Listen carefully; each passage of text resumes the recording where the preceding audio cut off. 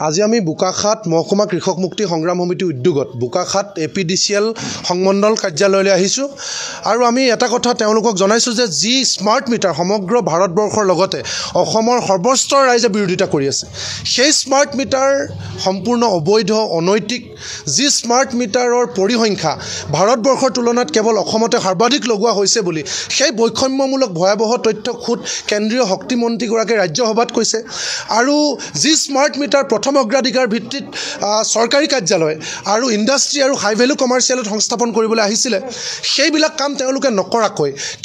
কেৱল কোম্পানীৰ স্বাৰ্থত যি ধৰণে ঘৰুৱা গ্ৰাহকৰ ঘৰত টাৰ্গেট কৰি লগাইছে আজি 10 ডিচেম্বৰ তাৰিখে আজি কেইদিনমান পূৰ্বে ঘৰত মানুহ নথকা অৱস্থাত বোকাখাতৰ জাপৰি পথাৰত 3 গৰাকী দিন হাজিৰা কৰা মানুহৰ ঘৰত এই কাৰ্যালয়ৰ পৰা যোৱা বুলি কৈ 3জন মানুহে গৈ জোৰ জবৰদস্তি বলপূৰ্বকভাৱে তেওঁলোকৰ মিটাৰ সংস্থাপন কৰিছে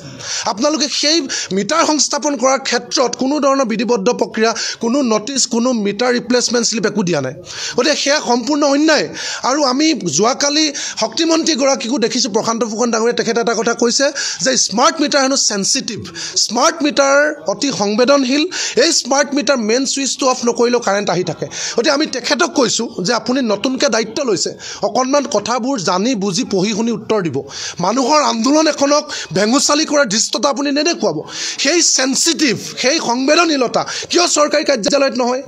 2021 চনৰ 17 আগষ্ট নটিফিকেশ্যনত কৈছিলে 2023 চনৰ ডিচেম্বৰ মাহৰ ভিতৰত চৰকাৰী কাৰ্যালয়ত স্মাৰ্ট মিটাৰ লগাই শেষ কৰিব লাগিব কাৰণ তাত মিছইউজ হয় আপুনি বলক এতিয়াও বহুত কাৰ্যালয়ত দিন দুপৰতে লাইট ফেন জ্বলি থাকে তাত সেই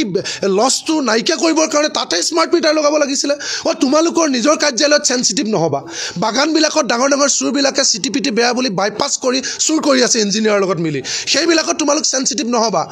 সকলো ফালৰ পৰা অসম পিছপৰা সকলো ফালৰ পৰা আজি বান গৰা খহনীয়া ৰোধৰ ক্ষেত্ৰত শূন্য বোকাখাততে ভয়াবহ বান ৰিলিফ দিব পৰা নাই বাচি মানুহক ৰিলিফ দিছে মূল্য বৃদ্ধিৰ ক্ষেত্ৰত ৰোধ কৰাৰ ক্ষেত্ৰত অসম পিছপৰা শিক্ষা স্বাস্থ্য সকলো ফালৰ পৰা পিছপৰা ৰাস্তা পথ কিন্তু মিটাৰৰ ক্ষেত্ৰত স্মাৰ্ট মিটাৰৰ ক্ষেত্ৰত সেন্সিটিভ